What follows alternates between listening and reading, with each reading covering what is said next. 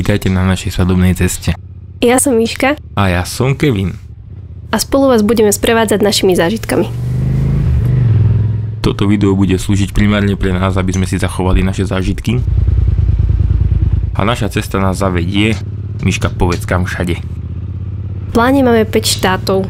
Začneme Maďarskom, z Maďarska prejdeme do Chorvátska, z Chorvátska do Bosny, z Bosny do Srbska a zo Srbska do Rumunska. No a samozrejme z Rumunska domov.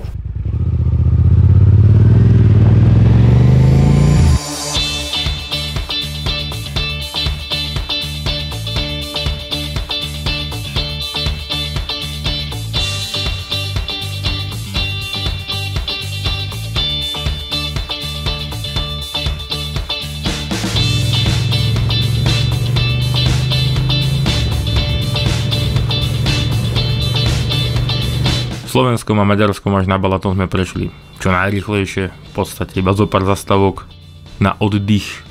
A hurá do vody!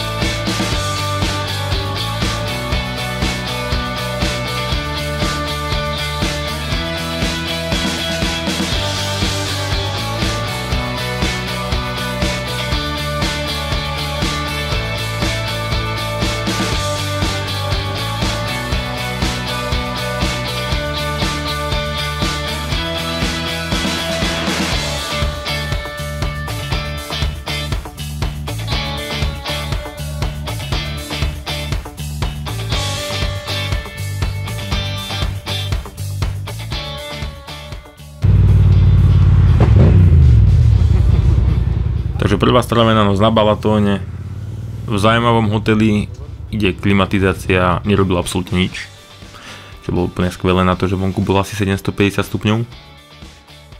Na pláž sme to mali tiež asi 15 minút, oproti hotelu boli iba kamene a dosť nebezpečný vstup do vody. Ale za to sme si užili naozaj pekný výhľad. Veľmi pekný prístav, plno lodí. A prichádzajúcu búrku, ktorá nás zastihla tak trochu nepripravených, ale využili sme to veľmi príjemnou návštevou retrobaru, ktorý vyzeral v podstate ako z Pulp Fiction, takže sme si to veľmi užili. Pôvodne sme chceli navštíviť pizzeriu, ktorá vypadala ako Flintstonovci. Áno, no, len tam to bolo nemožné sa dostať, tam boli rady ešte na druhú stranu ulice.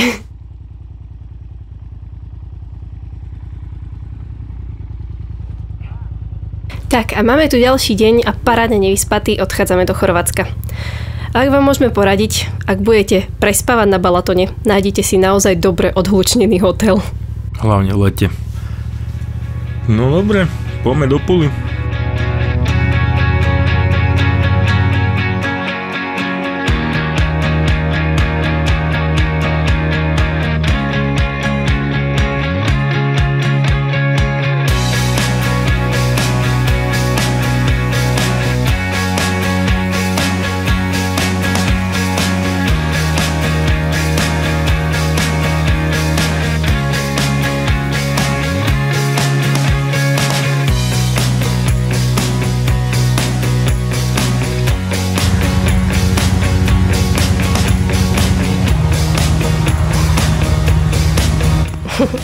Hádajte, kto podcenil počasie? Ja som veril, že budeme mať pekne.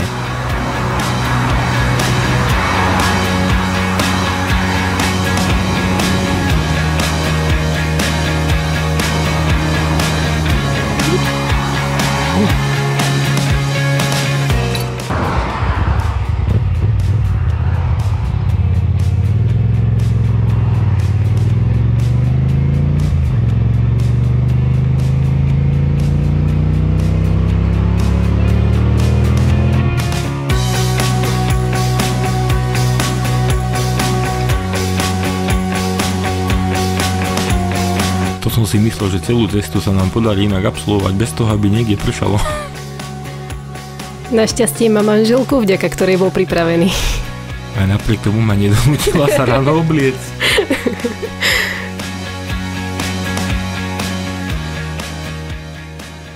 Inak presne toto som si pokazil moju novú prilbu a slnečný štít, kvôli ktorému som si ju kupoval. Takže sekundové lepidlo zachraňovalo situáciu.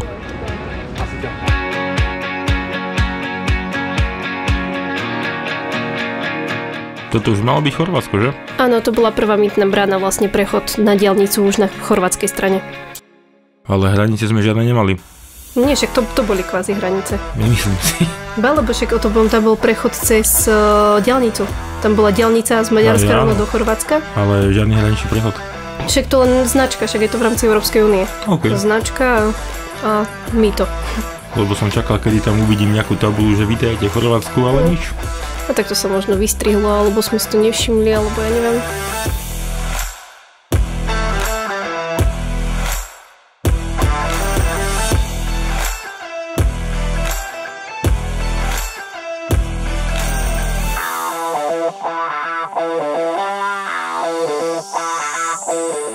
No a samozrejme ani zďaleka sme neboli jediní motorkári na cestách, takže takéto pohľady nás naozaj potešili.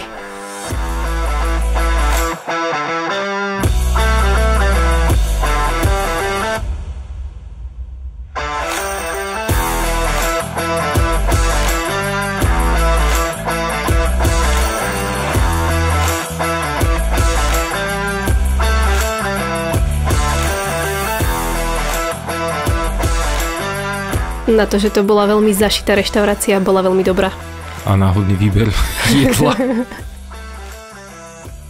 Prvé opravy nás čakali hneď za chorvátskymi hranicami, keďže sme si doniesli vodu z Maďarska. V svetle. Zateklo mi svetielko z AliExpressu, takže už som bol bez hamlových svetiel.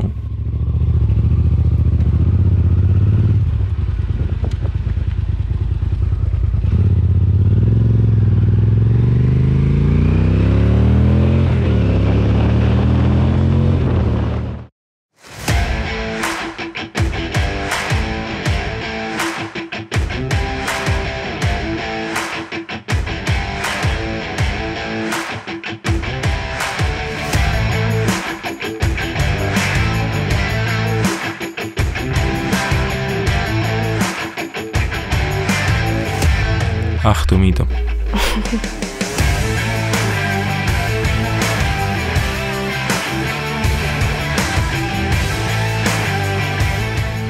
Do Chorvátska sme sa veľmi tešili, lebo dážď sme nehali v Maďarsku. Takže za hranicami už sme mali celú cestu až do Puli, vlastne len pekne. BTV na tej pumpe sme stretli žensku, ktorá plakala, že nemá na benzín a strašne nás tam prosila.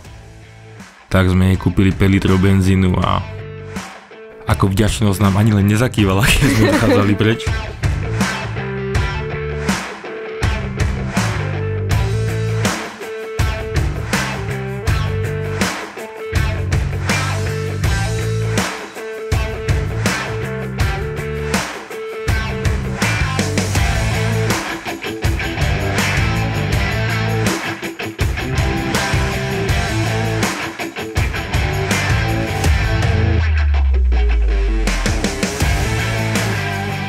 A onedlho nás už čakal takýto krásny výhľad. More z jednej strany, hory z druhej strany. Je to nádherný kus zeme, to Chorvátsko. Teraz keď vyhnáš portku, tak si tam niečo kúpime. No neviem, cez tie tvoje lučné koníky.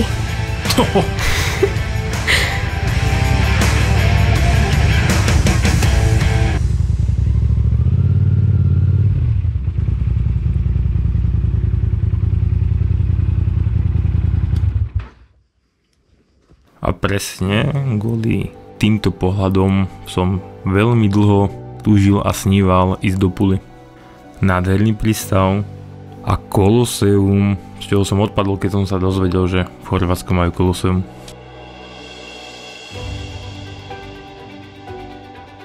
Čo nás ale trochu mrzelo, týždeň predtým, ako sme tam prišli, bolo predstavenie v rámci Kolosea, premietali Lord of the Rings na platne za sprievodu orchestra, čo musel byť neskutočne nádherný zážitok. A bolo by mi úplne jedno, že je to po chorvátsky. No, zaujímavé počuť. Ale môj osobný dojem, keď si porovnám Koloseum v Ríme a Koloseum v Chorvátsku, toto Chorvátsko, aj keď bolo niečo menšie, sa im páčilo viacej.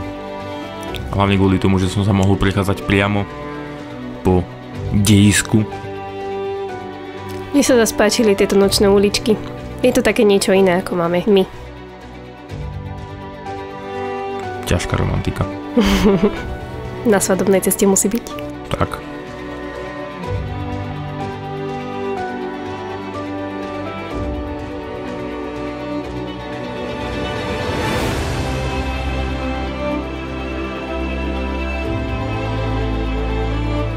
A tu sme zistili, prečo ľudia v Chorvátsku vyhľadávajú kamienkovú pláž a nie útesovú pláž. Pretože pokiaľ na toto nie ste pripravení, tak to dokáže aj ublížiť. Napríklad tak, jak som nebol pripravený ja. Ale následky už v ďalšej časti.